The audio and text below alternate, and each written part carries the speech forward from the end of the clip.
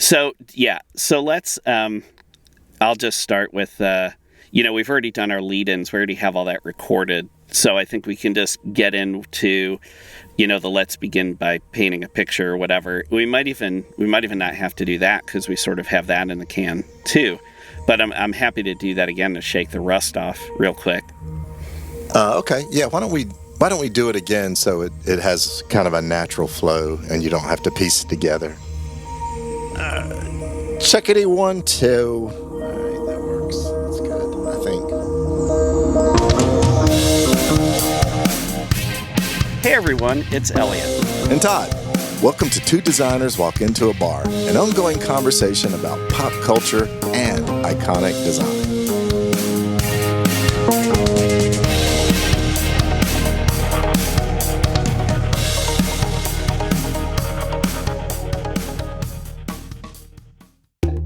Today we're going to take a step back in time and into a bar from the past as we rub elbows with the beats. We may be in Greenwich Village. We could be in North Beach. Wherever our bar is for you, it's home to the hippest cats and the coolest kittens. So ask the bartender for some reasonably priced Chianti, wave the cigarette smoke away from your face, and dig the crazy scene right alongside us here in the bar.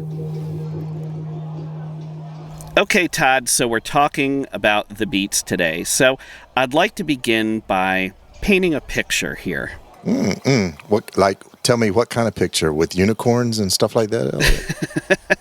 I love that. Tempting. I love that. I know that's how your bedroom's decorated, but no, I'm thinking maybe a little bit more funky, a little bit more postmodern, kind of mid-century. All right. Because, hey, after all, we're talking about the beats, right? All right. Sounds good. I'm thinking we're going to start by talking about one of the pillars of the Beat generation, and also one of the great works from the Beat generation. So as I'm describing this, is there a person popping into your head? And maybe is there a piece of literature, like a title, popping into your head as we're talking? Well, so when it comes to the Beats, yes is the answer. And let me say that I'm kind of more familiar with the literary artists of the Beats. There's certainly plenty of musicians and visual artists too. Of course. But yeah, to answer the question, like the guy that pops in my head is Jack Kerouac. Oh, you hit the nail on the head. Okay. And what is the work? What is the piece of literature, the book that you think of when you hear the name Jack Kerouac? Well, On the Road, that's the one everybody kind of points to, right? You hit the nail on the head. So I want to talk about the release of On the Road. Okay. Because that really kick-started a lot of I think the movement was going on, at least underground, but this really kick-started when the movement became famous, or when it sort of reached pop culture awareness. Okay, all right. Okay, so if you'll indulge me, may I start with a quick excerpt from the book? Indulge. Okay. Ahem. Okay. Red leather, yellow leather, red leather, yellow leather. Okay. As we jump in real quick. Okay, do you have your sunglasses on in the bar? I got my beret. Let me get my beret. Yep. I'm ready to get my snap going. Perfect. Okay. Which, by the way, we'll talk about all of this because Jack Kerouac never wore a beret. He probably wore sunglasses, but probably not at night. So there's all, and certainly not when he was writing On the Road. Okay, so we're going to jump in really quickly with a quick excerpt, and this is pretty famous. Anybody who is aware of Kerouac has probably heard this quote. The only people for me are the mad ones, the ones who are mad to live, mad to talk, mad to be saved, desirous of everything at the same time, the ones who never yawn or say a commonplace thing, but burn, burn, burn like fabulous yellow Roman candles. Does that sound familiar? Does that ring a bell? I'm not very familiar with it, but I can tell by the the pattern and the rhythm of that it definitely is Kerouac. Yeah, very jazz-like, very, the repetition. Yeah. I love the burn, burn, burn like a fabulous yellow Roman candle. Yeah, it's great. Okay, so let's talk a little bit about this book. So On the Road was published September 5th, 1957, when Kerouac was 35 years old. And then he was staying in New York. And I know you love Greenwich Village, but in this case, he was hanging out on Manhattan's Upper West Side. Oh, man. Yeah, he was living with a woman, or at least crashing, I don't know, with a woman named Joyce Johnson. And a little bit after midnight, they went to a newsstand when the reviews were coming out. They go to this newsstand on 69th Street and Broadway near Johnson's apartment, and they grab a copy of the New York Times as soon as, I'm imagining here the newspaper truck going by, the guy chomping on a wet cigar, tossing the bale of newspapers out the back, still wrapped in twine, and the smell of ink and everything. So they pull the newspaper off, get into the newspaper, and they start reading. They take it to a neighborhood bar, and they read this review over and over again. And the review is incredibly effusive. Like, this writer named Gilbert Milstein loved On the Road.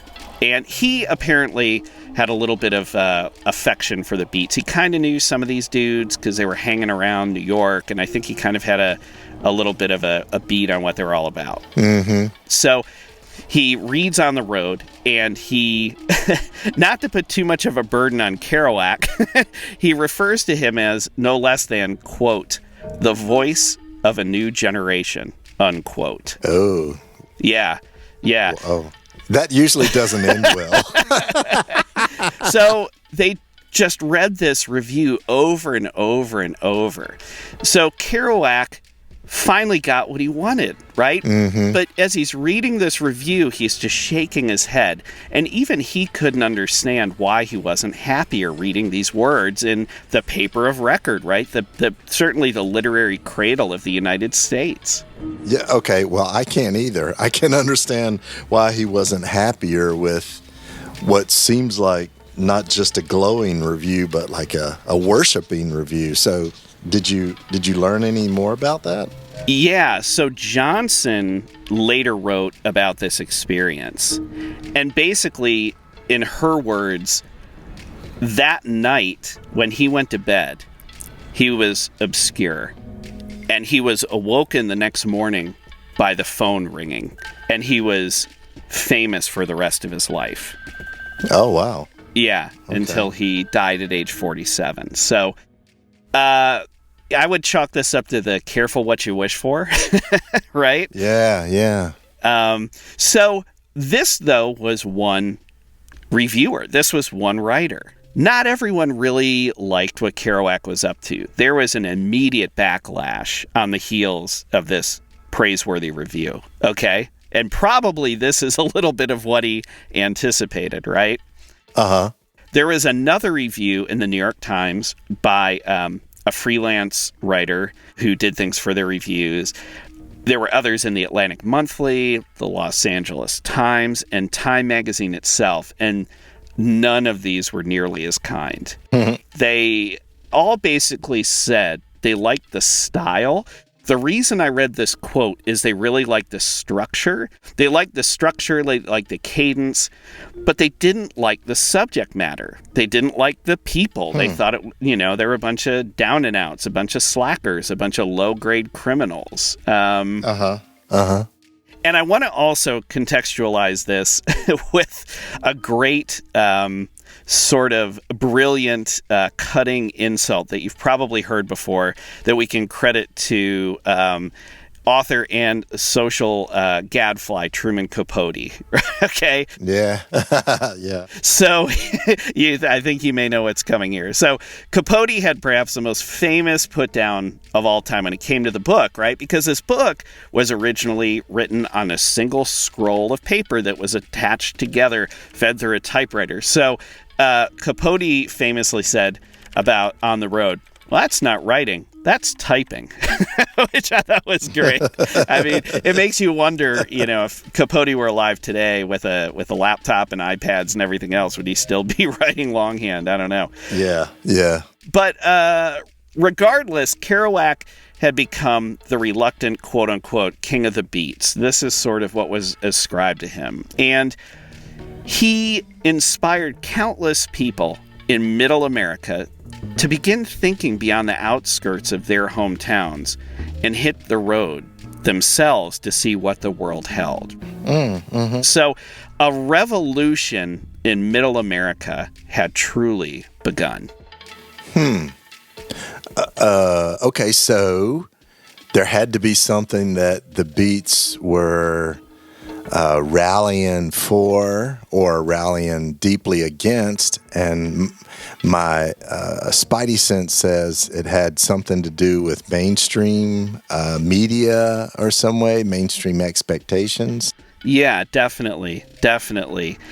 Expectations is a great word. So when we generally think about the 50s in the United States, there's kind of two, I would argue, pop culture things that really pop into at least my head, probably your head too. I would say one is Leave It to Beaver. Yeah. And the other one is a movie that does a great job lampooning that era, which is Back to the Future. Oh, yeah. So you think about Hill Valley or whatever the town that Leave It to Beaver was set in. I don't know. Let's say Springfield, because it's probably where Matt Groening got that for The Simpsons, right? I think it was Mayview. Maybe we'll need to look that up. I don't know. Yeah, it doesn't matter. And I would argue years later, even after Back to the Future, Desperate Housewives did a really good job of spoofing that as well with their sort of suburban enclave, right? Mm-hmm. There's this tremendous economic prosperity. There's a growing middle class. There's all these GIs that are returning from World War II, going to college on the GI Bill. They're starting to settle down. They're starting to have families.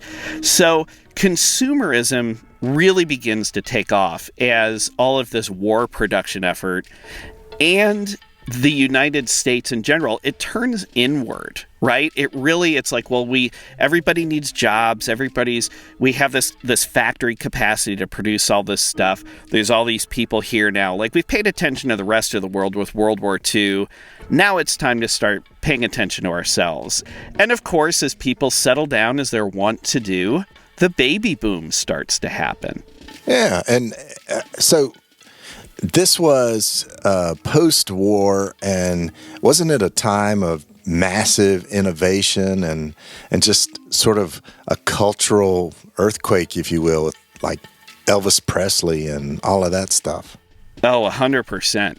There are several things that happened. We loosely touched on suburbs, right? Mm-hmm. But what made the suburbs happen? There were two things. The first thing is the highway system. When folks like Eisenhower were in Europe and saw how highways were constructed there and how they were being used for military purposes, etc., it dawned on these folks, well, if a world war were to ever come onto American soil, how would we get around? The country's huge. How would we get around? Time to make a highway system here. So that's why we have the interstate system. It's called the Eisenhower system. And then you need something to drive on these roads, right? So car culture.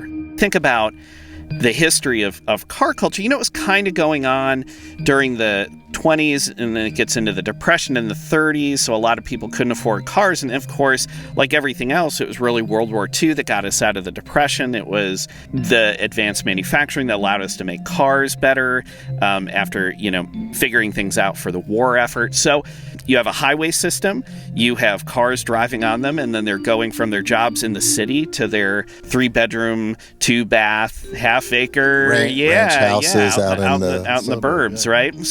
So that's part of it. Now, the other big thing, and again, Back to the Future did such a great job touching on this, is TV. Right? There wasn't really TV before World War II, and it really wasn't that widespread, right? I mean, think about how when people wanted to get news, they would either crowd around the radio or they would see movie tone news before a movie, and a lot of that, of course, was World War II propaganda. But now, as they come back, there's TV suddenly, and there's stuff that has to go on the TV. So there's commercials and companies sponsoring all these different programs that are on the TV. You know, for example, soap operas are called soap operas because originally they were sponsored by soap companies, right?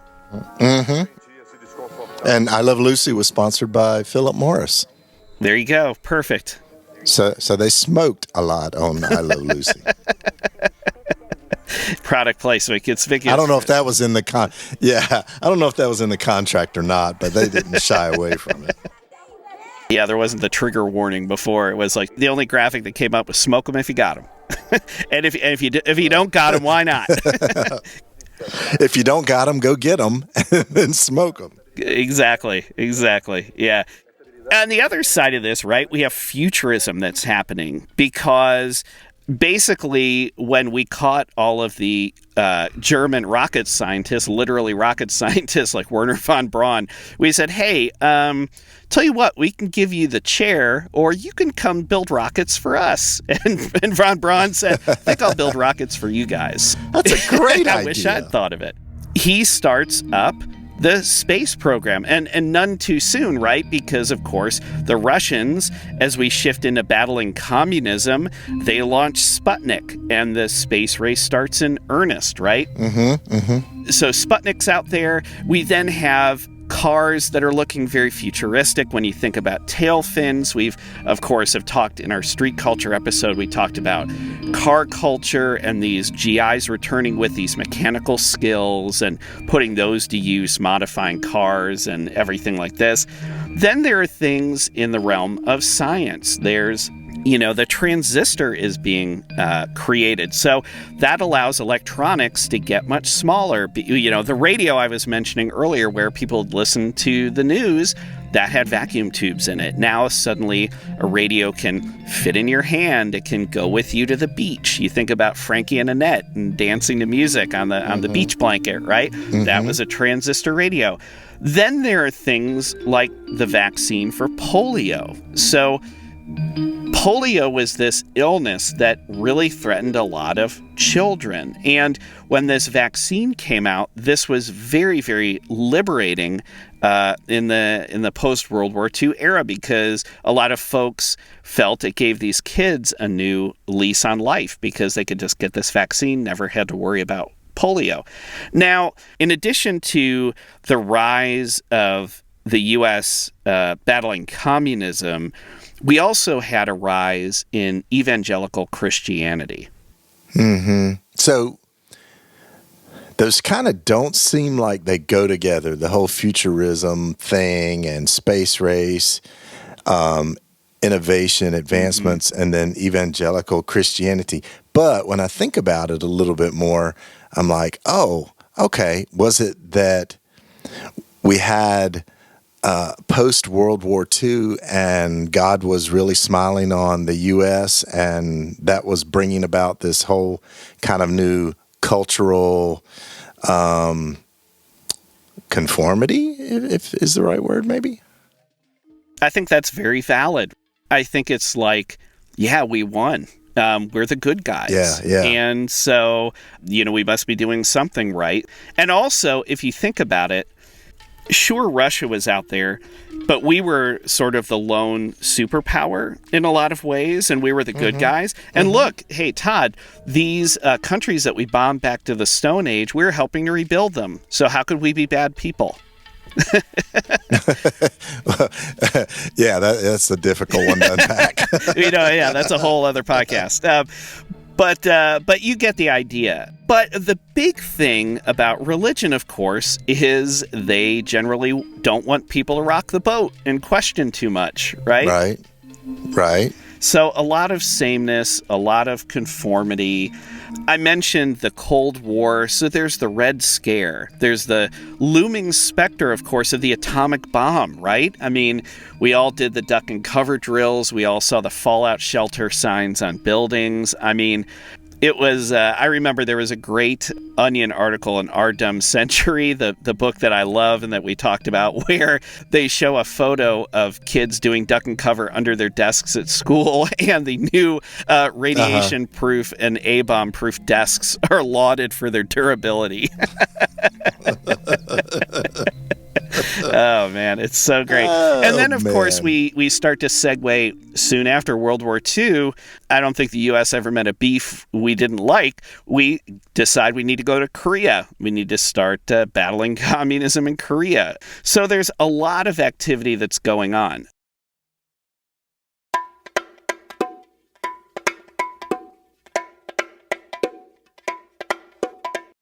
Hi. We want to take a moment to mention that if you're enjoying this episode, we have an archive of topics ranging from the Olympics to movie posters. Think Ghostbusters. Iconic images. Think Bigfoot. Punk music. The Ramones. Saturday morning cartoons. The Pink Panther. And failed products like OK Soda. Visit our website at twodesignerswalkintoabar.com for full episode notes and visuals, the latest blog content, and to sign up for our newsletter. Follow us on social media. We can be found on Facebook, Instagram, Twitter, LinkedIn, and YouTube. Find the links on our website or search using the phrase Two Designers Walk Into a Bar. Most importantly, leave a review on Apple Podcasts. It helps more people like you find podcasts like this. And tell a friend about us. Send them a link to our podcast from your listening platform of choice. And if you're inclined, buy our merchandise. Stickers, coasters, magnets, t-shirts. We're designers. We make good stuff, and it helps support the show.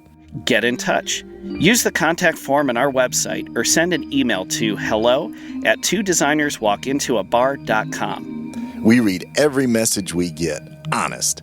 And we're available for speaking gigs. Email us to learn more. Okay, now, back to the bar. And now, I need to also state clearly that aside from war and aside from atomic bombs, there was a whole group of people that the Leave It to Beaver era really sort of sucked for, and that, of course, was African Americans. It was black people, right? So the civil rights movement was starting up in earnest, and these pushes against inequality. So you have this consumer culture happening. You have these rules that are being followed. You have a lot of folks who are being told not to question too much and just don't rock the boat and follow the program and everything will be okay. And there was really just a certain subset of people who thought all of this was bullshit. All of that sort of conformity and change. The program, the man, okay. Right? Okay. Like, don't tell me what to do. Don't tell me how to live my life. Like, let me make my own decisions, right?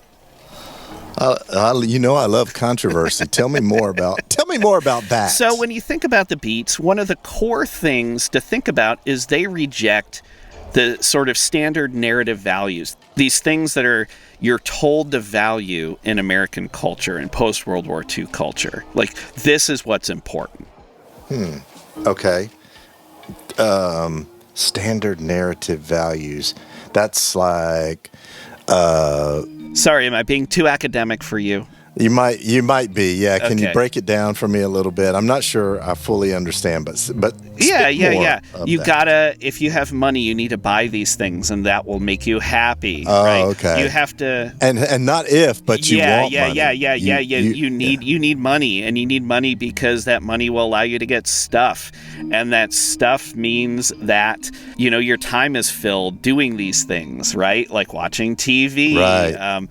And just really, they didn't feel that self-worth was tied up in how much money you made or what things you owned or just all these kind of signal markers in pop culture. Like, oh, I'm going to start with a Chevy, and then I'm going to go to the Buick, and then I'm going to go to the Oldsmobile, and then I'm going to go to the Cadillac. And that's when my neighbor sees the Cadillac, that's when I've really arrived. That whole thing, right? Those sorts of corporate programs. But then... going back to religion for a second, these folks also were questioning that. They were questioning their own spirituality. Keep in mind, some of these folks had served in World War II. They'd been overseas. They'd seen the horrors of war. And after you see cities leveled and you stare death in the face, you might not think, oh, I think I'll just have a house and just settle down. things are much more existential, right? Like, why are we here? What's the human condition? So you start to think about that exploration that happens through not only Western religions, but also Eastern religions too. Yeah. Okay. So that there was a reaction to the rise of Christianity from the Beats. Exactly. They were exploring other religions, Eastern religions, as you said, and also they were kind of not buying the whole God is smiling on the U.S. because we're great people, because they saw bad things that happened. That, and I think they kind of figured out, maybe we got lucky. Yeah. Okay. Well, yeah, that's a good one too. Yeah. Right. It's probably an element of chance a little bit, right? So you have this rejection of materialism. You have them thinking about the human condition. Now, there's a couple of other things I want to mention really quickly because, of course, these often get credited to the hippies, but in a lot of ways, the Beats really laid the groundwork for the hippies. So, sorry, hippies, but the Beats were first with things like self-medicating through psychedelic drugs. Yes. Right? And then also sexual liberation and exploration, too, right? Oh, okay. Okay, so the Beats were getting their freak on, and the hippies just kind of picked it up right. and ran with it. They were past the playbook, so to speak. All right, so we already know that Jack Kerouac was called the king of the Beats. That's not right. The king of the beast, but the king of the Beats. And who else were some players in this scene as it was getting started? Yeah, great question. Okay, so yes, Jack Kerouac, definitely the most popular guy, and I say guy, really all of the folks involved in this, by and large, were men. There were a couple of women. I mentioned one earlier who was hanging around Kerouac when he was reading his review, but by and large, this was a male-dominated thing. So there were two other people, in addition to Kerouac, who were sort of considered the three legs of the stool, I guess, or the pillars of the Beat movement. And those folks are Allen Ginsberg and William Burroughs. Sounds familiar. Sounds like names we've heard before. Definitely. And these jokers really started to figure into pop culture in a major way in the 80s and going into the 90s. And we'll talk about that later. Oh, okay. Yeah. So each of these guys, of course, had, just like Kerouac with On the Road, they had their own seminal works, right? Because you have to be known for something. So Kerouac's On the Road, as we mentioned earlier, came out in September of 1957. Allen Ginsberg had an epic poem called Howl that came out a year earlier in 1956. And then Burroughs had a book called Naked Lunch that came out a few years later in 1959. All right. So they were, and those, I've heard of all of those. Those were big deals in the literary world, I guess? Yes, absolutely. Okay. Now, here's the thing. So Viking was the publisher that released On the Road. Okay. And apparently, if you read about the original, the scroll, right, the quote-unquote scroll I mentioned earlier, the bane of Truman Capote's existence, when that was turned into Viking and they originally looked at it, apparently real names were used and there was much, much more explicit material in terms of sexual dalliances, shall we say. Okay? Okay.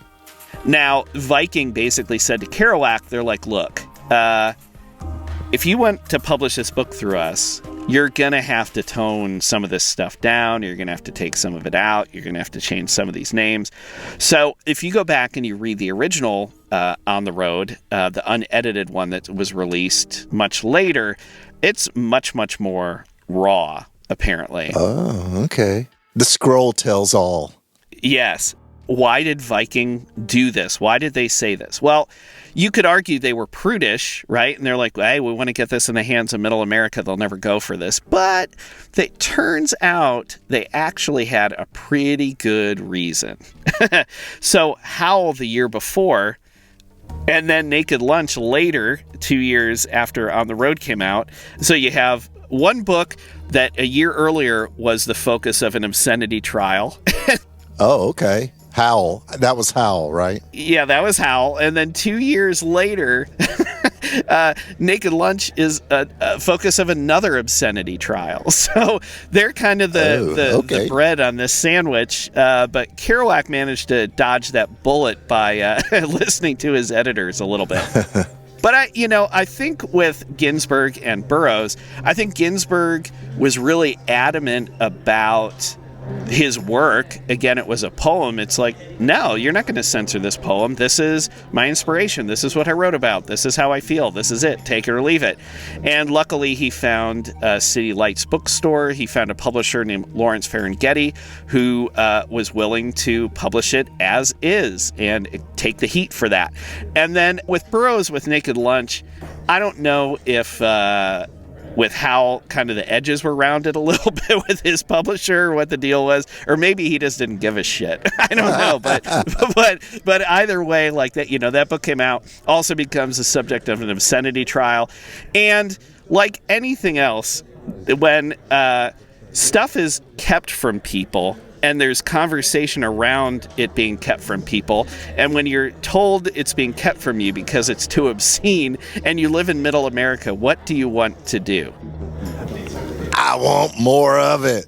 I gotta get it. Yeah, you just want to know what it is and what it's all about and why so many people are freaked out. So naturally, this obscenity trial, not only was neither book ultimately deemed to be offensive in the courts, but obviously the appetite was stoked, and when these books were allowed to be released, they both totally took off, in addition on the road. Oh, okay. Yeah, so all of these works, there's this, they're bohemian, they're hedonists, they're nonconformists, they're spontaneous, so there's all these things going on, and even though each author sort of had their own unique voice, there was kind of this thread, you could argue, running through all of these things. And on the surface, it was kind of appealing. You're rejecting everything. You're out to have a good time with interesting people, blah, blah, blah, blah, blah, right? Like, why wouldn't you want to do this if you're a young person in middle America? It sounds good if you're rich and talented and making money off of a book that people want to get. But for everyone else, they need to have a square. But for everyone else, they're like, yeah. whoa. So this was, okay, so they were consciously aware that they were kind of doing something new and fresh with literature here, and that was starting to affect middle America. Oh, definitely. Yeah, 100%. Okay. Now, okay, Todd, when something's popular and middle America is all over it, what tends to happen? It's only for the squares, and the cool people are no longer into it. Yeah, it tends to get co-opted by mainstream America, right? Right. So it has to be pasteurized in some way. We have to start seeing ads using language like that. Exactly. Or something. So it's Madison Avenue gets their talons on it, and I feel we can say that both being in the industry we're in. Madison Avenue gets its talons on it, and really this is when the beats start to kind of roll their eyes at a lot of what they're seeing, because this is where the beatniks and the beats kind of the road forks. Okay. They're not the same thing? No, not at all. Like the beat generation really never even referred to themselves as such, right? It was something that was written down, but it's never like, it's not like you would go to a bar and, there'd be a card placed in the window. Tonight, the beat generation, I would say enterprising bars did that, actually, but it wasn't, it wasn't like all these guys in one place, like with this single handle.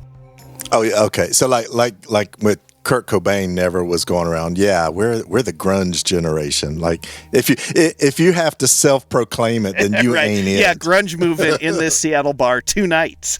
Yeah. Yeah, to the one night only. Yeah, it wasn't like that.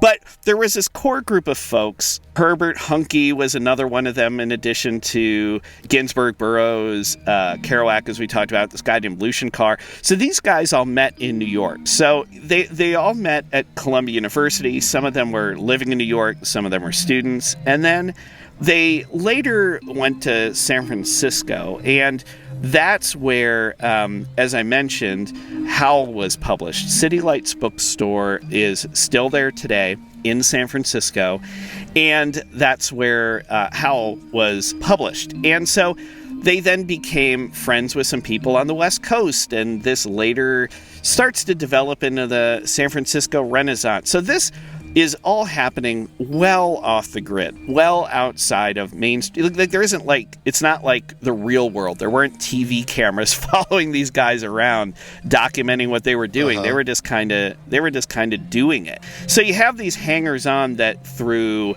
book reviews or, later through things like TV shows, the beatnik, again, Madison Avenue and the networks and some movies, they want to capitalize on this, and they really start to, I wouldn't even say sanitize it. I would say, like, caricature it. It's like, what do you think's perverted? What do you think people like this would be doing? Well, I think they'd be doing this. Okay, well, let's write a movie script about that and just film that. And it really wasn't rooted in a lot of reality, right?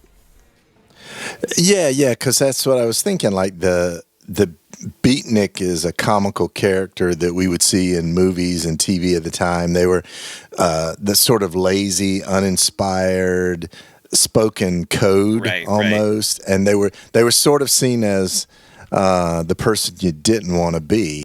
The advertisers and the networks and mainstream media, what they were really trying to do was downplay and round the edges of these revolutionary folks, because they're really starting to pick up momentum, right? There's a lot of energy behind what they were doing, but they were just doing it. They were sort of being their authentic selves in both good and bad ways, right? But if I'm middle America and I see this as much of a threat as, let's say, communism, this is odd. They probably are communists, right? This is just another plot. Yeah. So if I can satirize and make caricatures of these folks and water it down and make it seem approachable and comical, then suddenly I, at least in my opinion of, square or mainstream media, I'm removing power from these guys. Right. I'm making fun of them. You're lowering the threat to middle America, and they're just kind of goofy character, non-threatening kids, man. Exactly, yeah. And like, who wants to go join that? Like, they're just a bunch of losers. Why would you want to go do that, right? It's like, because of course America needs more people in their factories. They need people earning money. They need people buying stuff. So yeah. And then, as I mentioned, so this obviously sticks around, right? This idea of pushing against materialism, exploring religion, all of these different things, it sticks around and sort of, morphs in the 60s, right? So the hippies, as I mentioned earlier, they really got this playbook and they started to expand on it, especially in places like San Francisco that had, in Golden Gate Park, they had the Human Be-In in the 60s. And I'm sure, I know we're going to talk about some other eras, and I'm sure the 60s figures into some of the stuff that you're going to be covering. Oh, right. I was just thinking about that as we're talking about counterculture, which is kind of interesting. That sort of is the golden thread that ties a lot of our stuff together. Yeah. It's just different points of counterculture.